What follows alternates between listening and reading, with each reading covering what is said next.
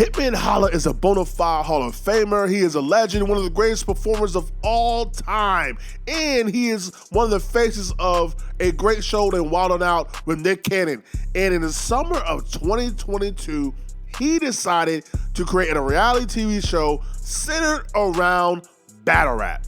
He wanted to give back to the same entity that helped him become what he is today. And he created a show called Bags and Bodies. Bags and Bodies, to where he would, throughout the entirety of the show, give $100,000. Money, money, yeah, yeah. Money, money, yeah, yeah. $100,000? $100,000? Who do you think you got? Chelsea Clinton? Or Chelsea or Kelsey? $100,000? I'll kill a nigga for real. But nah, so throughout this show, Hitman Holla would get $50,000 in challenges, as well as there would be a $50,000 judge tournament to where we would determine who is the best in the Bags and Bodies house. So let's get to it. The season 1 recap of Bags and Bodies. Episode 1. Whose house? Holla'S house. Whose house? Holla'S house. Yo, I ain't gonna hold you. That used to be my show though. Run's house, son. Oh my God. Shout out to the Simmons sisters. Episode 1 is just a nice introductory icebreaker type of episode to where Hitman Holla is breaking down what the show is about, how challenges occur, and how to conduct yourself while in the house, as well as what the tournament will be about. Even have a surprise appearance by Saga Live, Charlie Clips. Guess what room I'm in? It's like, in the living room, right here. We see you, Clips. But no, he even brings out a surprise participant into the tournament. Gwitty. What else? Wow. Peepkus language. Yeah. And then for the rest of the episode, they do challenges to where all the participants have to take a letter out of a hat and basically are given an hour to write a minute verse on that letter. And the highlights of this challenge were definitely Cali Smooth with the letter S, which did it, pun intended, very smoothly. Then you had your boy Peanut, who was a little shaky baby in the beginning, but then he fired up near the middle to the end. And even when that Snake Eyes who got a big reaction, and then you have Snake Eyes say, I'm not going to be outdone, and he rebutted, and he had the letter P, and he had like a full performance, pun intended, and was great. And then it ended with the best performance of the entire challenge, which is Bad News, who was given the letter F and really performed like he hated the letter F. It was a great first episode for the Bags and Bodies season. You even had judges or look-uponers with DNA, Vixen, Charlie Clips, and John Jonathan to witness the activities as well. But a great way to start off the Bags and Bodies season. Episode 2, Time.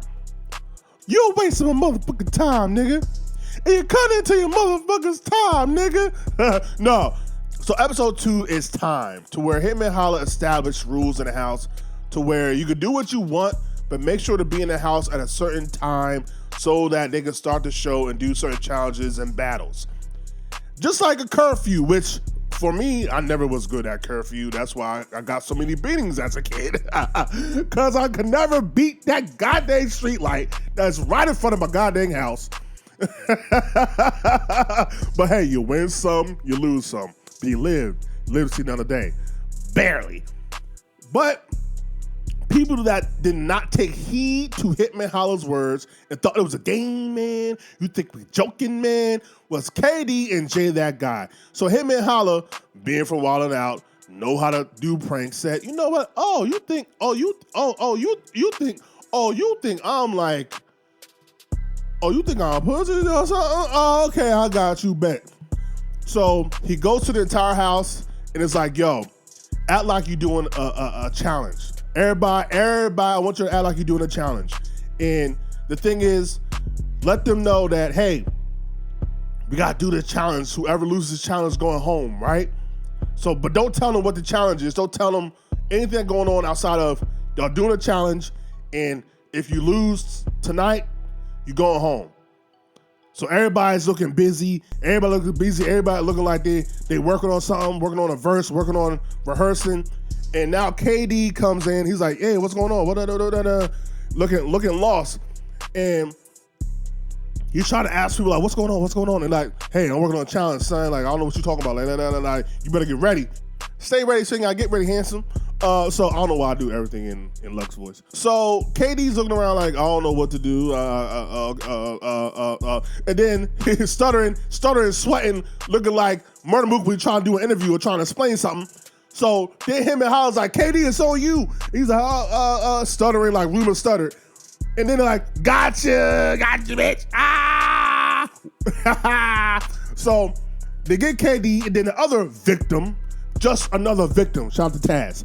Another victim is Jay, that guy, who's also the same, lost, confused, like, I don't know what's going on. And then bad news, by the way, seemed to be on 10 the entire show. Like, he was always ready, no matter what the situation was, no matter what's going on. Like, I need him.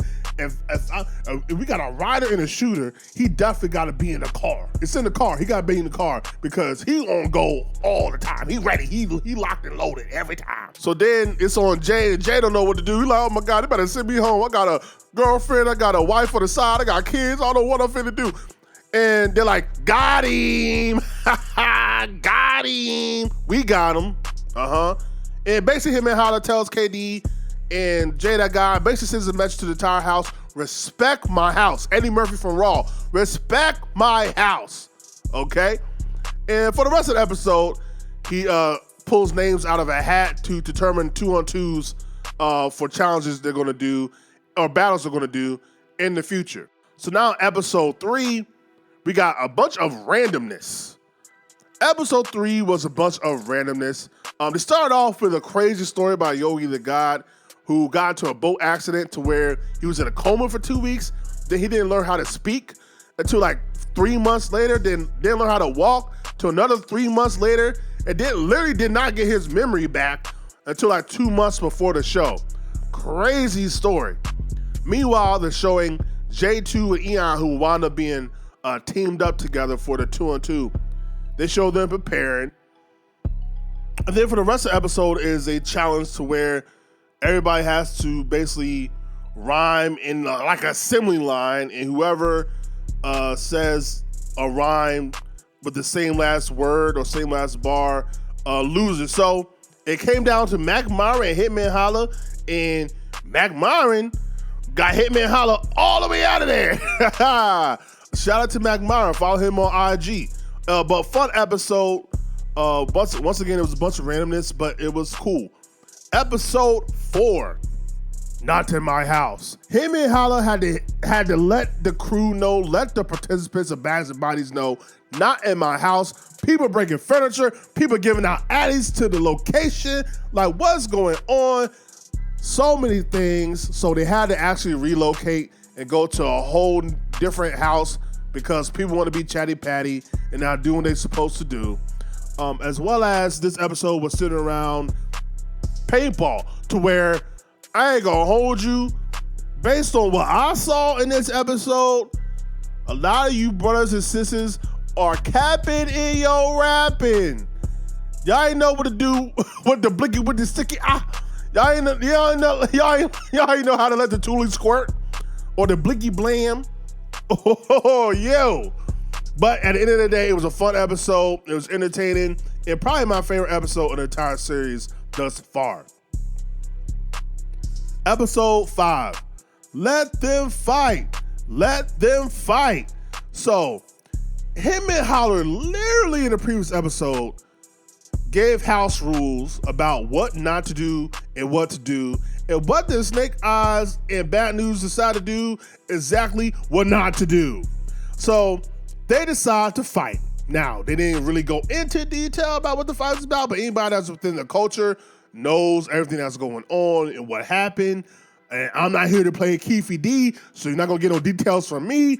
But what I can say is, what we do know, Bad News got the best of Snake Eyes that night. Wanna go night-night, nigga? Wanna go night-night, nigga? I'm just saying respectfully. Meanwhile, Snake Eyes and Bad News will battle, and whoever lost that battle will have to get the sister and go home, Roger. And it just so happens that Bad News will beat Snake Eyes in a judge battle. Meanwhile, we would get appearances by battle rap legends like Calico, Averb, Tay-Rock, and just showing support to Hitman, which is a great thing to see. So episode 6, Snake Eyes is staying. So Snake Eyes, after being eliminated and fighting in the Bags of Bodies house, was supposed to go home. Hitman Holla had the flight ready and everything, and he decided before sending Snake Eyes officially home that he would converse with the house, and the house decided, we'll let Snake Eyes stay. You know what? He's not going to be part of the tournament, but he can still be part of the challenges, and Snake Eyes is great for the show. Episode 7, Celebrity Deathmatch. Y'all remember that show, Celebrity Deathmatch? That was my show, son. It was so, I should not have been watching that on playback, looking at it now, like, man, I was like 8, 9, 10 years old watching people, cartoons, like blow each other up and beat up each other. But anyway, this episode was Celebrity Deathmatch because people within the house were giving names out of a hat, celebrities, to do a whole verse on. And the episode starts off with Tay-Rock going crazy on Mike Tyson, which Tay-Rock made sure to be like, yo, these are all jokes. This is all battle rap. Don't take it personal. Cause I ain't trying to see you in the streets. If I see you in the streets, I'm gonna hit you with the blicky. But the highlights of this challenge was for sure the person that won this challenge, and KD, who had a verse for Jay-Z. And my God, man, he bombed on Jay-Z like Beyonce was a long-lost girlfriend that got away. The one that got away, the one that was best that I ever had. I don't know, but he went crazy on Hov, Jigga, talking about, you ever been a pallbearer? I literally had to brush dirt off my shoulder. Like, what? Nah, KD wild in this episode, son, and for sure won this challenge. But yeah, that was insane. Episode 8.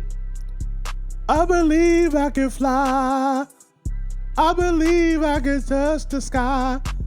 I think about it every night and day. Spread my wings and fly away. Ooh-wee! Son, could it be me? Jazz voice. Could it be me? Son, tell me why ain't nothing but a tell me why. Tell me why Hitman Holla and his crew were jumping out of a plane, son. They were jumping out of a plane, bruh. Why? I don't know. But Hitman Holla and the crew definitely did that. Like, I don't even know what to say. Everything everyone said in the house before actually going to the site, the skydive, everything the crew said while they was at the place skydiving, everything they said after, I approved the message because, bruh, them brothers and sisters, they were smoking a whole tree. Like, not a leaf, not a blunt, not a branch. They smoked a whole tree before they did that damn thing. I would have been the same way, because, son, that ain't nothing to play with. I don't play with the air like that. Y'all go ahead and play with the air like that. I don't play with the air like that. So they for sure did that and showed how, yeah, I was playing around. They definitely got hard. You got hard, cuz? Yeah, he got hard, cuz. Like, they definitely had hard in this one for sure. Episode 9, Wild and Topic, where the entire episode was centered around Freeway Voice. Give me a beat. Give me a beat. Oh no, that's not, I think that was Janet Jackson, wasn't it? Give me a beat. But anyway, this whole episode was centered around one particular challenge and having to rap on a beat. And Hitman Holla outdid all of them, showing the crew why he is Hitman Holla. Episode 10. So episode 10, the bad guy. So Jay, that guy, wanted to play the bad guy, trying to do his best Razor Ramon impression, RIP, because he wanted to be chatty patty up there and, stirring things up.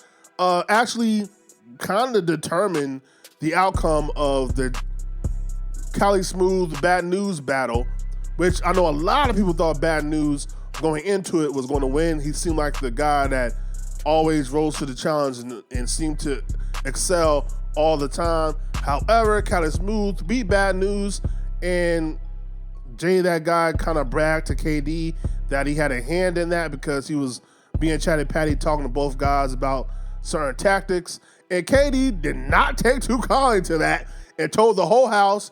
And now Jay, that guy, is a bad guy. Everybody mad at Jay, that guy, rightfully so. And then later in the episode, Jay, that guy, gets drunk. And at first, KD and Jay, that guy, learn that they have to battle later the following day. But Jay, that guy, wants to look over KD's shoulder while he has his phone out, apparently trying to read his bars, allegedly. And KD, again, don't take too kindly to that.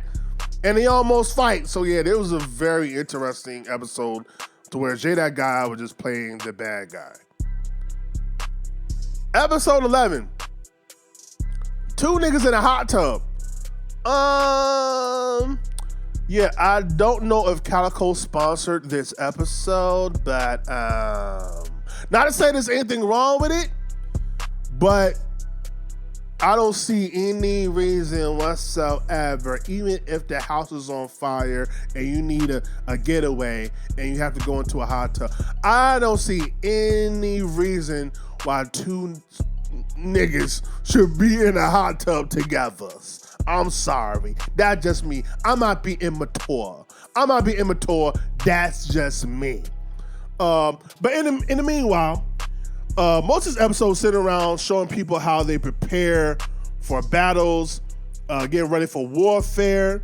And then the rest of the episode is just showing dope battles between PG and Banks the God, which Banks the God had one of the best moments of the entire show, acting like he fell backwards and went to the ground, only for PG to try to help him up. And then Banks of God had a haymaker talking about, I just want to shoot you at a different angle. Now, at the time, I thought that was insane. But come to find out, they actually stole that, apparently. But is what it is. Ain't no fair love and war, whatever the saying is. And then you had Prestavia versus Hope Trilly, which I wish they were given more time to write, because I know if they would have been prepared, that this battle could have been a banger. But Prestavia did win that, and PG did actually beat Banks the God. And then you had J2 versus Mac Myron, which Mac Myron had probably one of my favorite intros of a battle ever with the gun talk. Yes, like I said, I'm very immature. So Mac Myron is like the GOAT of impressions. Don't believe me? Go watch my channel to where I actually did a reaction to his impressions, which he has in a lot, which he did on 15 Minutes of Fame. But J2 actually beat Mac Myron, and J2 show just leveled up, and he was prepared, unlike Mac Myron. Which this was set up an interesting dilemma because of the odd numbers. One of the winners of that night would actually have to go home.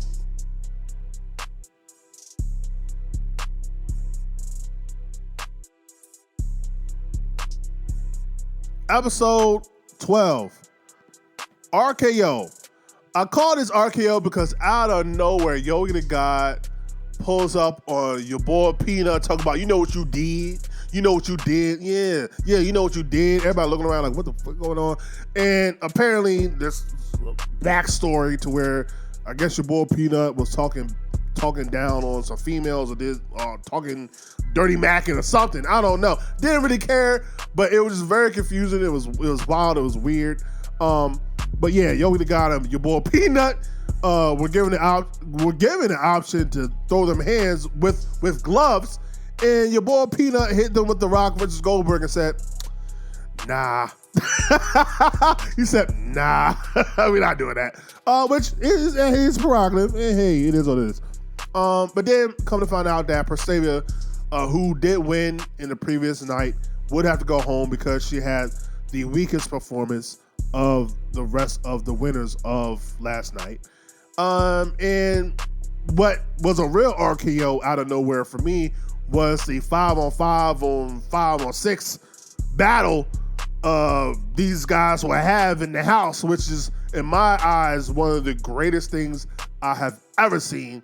And for show, the highlight for me in terms of just pure entertainment, battling, creativity, everything in between. Like, niggas was doing temptation routines up there. Niggas was doing reenactments of Reed Dollars in the white tee. Like, yo, it was crazy, son. It was crazy. It was crazy. You gotta watch this. If you don't watch any other episode, definitely watch episode 12. Episode 13, the grand finale.